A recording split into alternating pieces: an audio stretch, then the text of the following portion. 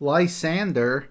I hardly know her. Welcome everyone to my review for Lightbringer. This is the sixth book in the Red Rising series, a series that I recently made a video on. For the first 5 books, been a massive fan. And here we have the penultimate chapter. I'm going to be giving my general thoughts on it first, in case you either haven't read the series, you haven't read this book yet, you just want to see what I think of it, where the series is at. And at the end we'll do a spoiler talk, because a lot of people have had the chance to read it by now. So this book's a bit interesting, because it was originally intended to be the final one. What happened was during COVID, Pierce Brown was having a bit of trouble with it, wasn't really liking where it was going. So from what I understand, he sort of restarted it, and it ended up becoming 2 books. So now the version of Lightbringer that we have is the second last book and a setup for the finale. Following up Dark Age was going to be interesting, because that is, of course, infamously, the darkest chapter of the story. Where it ends off, all of the characters are in very dark places, and a lot of Lightbringer is spent sort of bringing us out of that rut. This book is not nearly as dark as Dark Age. I mean, it's still a Red Rising book, don't get the wrong idea. But there is a lot more levity in this one, and there is a lot more, I'd say, fun to be had. A lot of exciting moments, a lot of situations and team-ups that were just generally extremely hype, things that I have always wanted to see,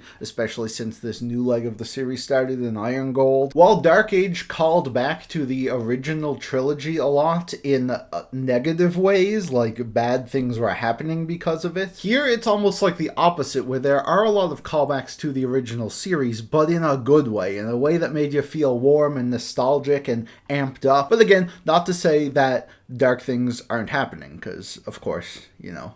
Because the stakes are higher now than they have ever been. We're in the middle of a gigantic war, and we have all of the characters discovering now that there may be more than just 2 sides to this conflict. All the action and battles, the strategy that goes into them is all top-notch here, as you would come to expect. Pierce Brown has only gotten better as a writer over time, but it's also the more quieter character moments, where I feel like he has delivered some of the best stuff he has ever written in this one. There's a lot of introspective character work here. A lot of characters are sort of taking a look at who they are, who they were, who they're becoming, and if they are who they need to be. There was just so much brilliant stuff in this book. You know, I said before the series could have ended with Morningstar, and it would have still been amazing, but Pierce has really taken every single opportunity in continuing the story to continue to grow these characters in extremely compelling ways. And I think that's really the biggest standout for Lightbringer, but of course, paired with all of the excellent high-stakes action that we have come to know, I think this might be my favorite of the Red Rising books. And I know I just read it, so it might be a bit of a recency bias, but I was extremely impressed with this one. And it's gonna stick with me, man. Because it has one of the most emotionally devastating endings I've read in recent memory. This book does something that other books in the series have done, and that's give you a lot of hope, and then very violently and suddenly tear it away from you. And I think this book's ending is probably the greatest example of that. I kind of see it coming, because there was part of me that knew, I'm like, okay, things are going a bit too well here. Yeah, I know Pierce Brown, I know something's gonna go wrong. And even as I was reading it, I was still in denial. I'm like, this can't happen, this can't happen. I know it's probably going to, but please God. Anyway, yeah, so I finished it and I wanted to die. So in conclusion, this is another absolute certified 5-star banger from Pierce Brown. Red Rising continues to be one of my favorite series of all time. And now we hunker down for the, hopefully, not too long wait for the final chapter. Alright, spoiler time, you know the drill. Get the hell out of here if you have not read Lightbringer. I am extremely serious. Like, you don't want to be here. Because I don't think Iron Gold or Dark Age had spoilers like this book does. Alright, so the book starts with a bang where we have Darrow and Cassius reunited again, bros, going to save their other bro, Severo. And that whole sequence, oh, so great. Like seeing the 3 of them back together really brought back feelings of the original series, and of course they stay together for most of the book, with of course Illyria joining their crew as well, which was a really great dynamic, something I had wanted to see since Iron Gold. And again, I think the character work here with the 3 of them was just unbelievably good in this book, especially Severo. he was really the standout for me here, okay? I even remember chapter 48. This is after Lyria tells him what happened to Ulysses, his son, and he really starts to have this identity crisis, regretting not being there for his son and Victra, but also knowing that Darrow and Cassius need him. He has a big fight with Cassius, and Darrow has to talk him down, and it was probably the best chapter in this entire series, writing-wise. I was just like on the edge of my seat throughout that whole conversation. It was incredible. And we got Lysander still, you know, going around being a bit of a goofball, being a schemer. Yeah, his battle with Virginia was great. There wasn't like a ton of Virginia in this book, but that was alright because the part she was in was wonderful. I really liked their whole conflict, how she, you know, was able to end it peacefully, showing off some of her diplomacy skills. You know, temporarily peacefully, well, whatever.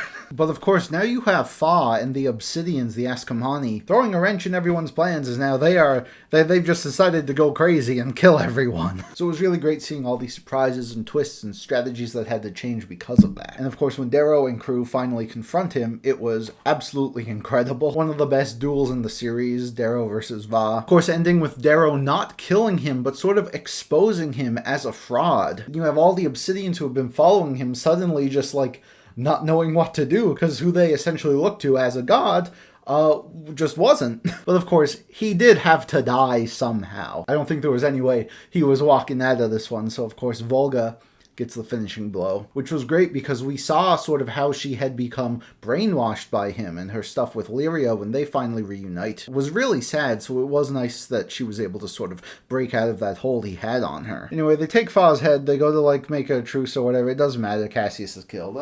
Lysander, you Lysander, I swear to Lysander needs to die. He needs to suffer the worst death.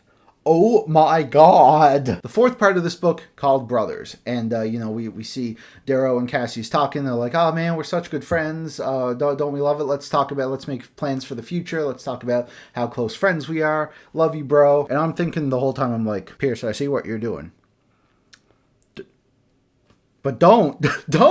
I just felt wrong during this whole part, you know, them bringing Lysander in on things. I'm like, oh, I wouldn't trust this schemer. This piece of no. So they end up taking Atlas out, and Atlas is like, hey, has he told you about, like, the virus he has that can wipe out, like, entire people, just like a wacky genocide thing? But of course, before he says it, Lysander kills him, and at that point I was like, run Cassius. But of course, Cassius did not run, because he, you know, he still thought he could save him. You know, I mean, he basically raised Lysander in a way, which made it hurt all the more. God, Lysander, like, I get it. He's like, you know, everyone has used me, everyone has worked against me all my life, and this is sort of severing the last ties he had to his old life, but Cassius was such an amazing character, man. His conflict and growth throughout this entire series was absolutely incredible. And, you know, story-wise, yes, it does make sense for this to be the end of him, especially as far as Lysander goes, who's basically definitely the main villain now. But God, man. I was not ready to see him go. When everyone found out, it was so devastating. Like when Lysander just shows everyone his body and Darrow just like can't even believe it. It was also rough seeing Lyria's reaction, who had developed a pretty strong bond with Cassius throughout the book, and like, God. Oh God. I mean, at least Severo is alive, I guess. There aren't many silver linings to this one. And the stage is now set for what I'm sure is going to be a very explosive finale. The introduction of this, like, color-killing virus, could mean some very bad things. So I don't think a lot of people are going to be making it out of the final installment. But I am, of course, hoping for the best and hoping that Lysander gets the worst possible death imaginable. So with that, thank you all so much for watching. You can leave your thoughts on Lightbringer in the comments down below. And I will see you all soon for a new video.